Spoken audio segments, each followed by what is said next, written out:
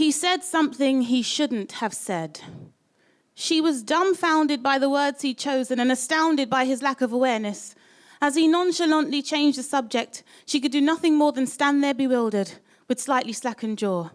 She didn't talk to him about it. She didn't know where to start, so she said nothing, and she continued to say nothing by ignoring his calls the following day.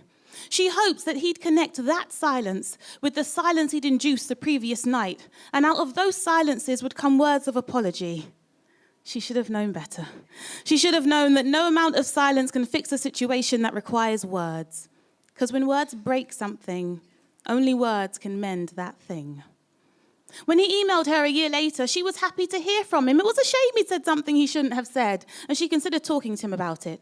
She spoke to her friends first, not to gossip about him, but just to talk about her predicament, and they were compassionate about her predicament, but unforgiving of him, the anonymous culprit who said something he shouldn't have said.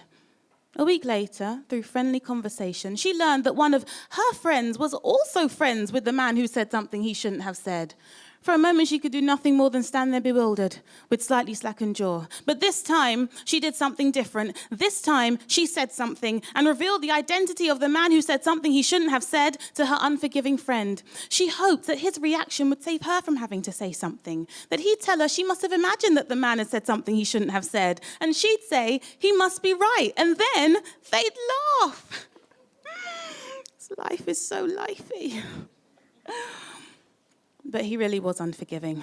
Said man needed to be told not to say things that shouldn't be said. Said he'd be the one to tell him that. Said he'd say it in a way that would make sure that was the last time he ever said something that shouldn't be said. Well, she couldn't let that happen. She had to get to him first. But she didn't have much time. And time was as unforgiving as her friend. But now she had to say what she should have said to the man who said what he shouldn't have said before her unforgiving friend told the man who said what he shouldn't have said what she had said and shouldn't have said and should only have said to the man who said what he shouldn't have said. Shit. Thank you.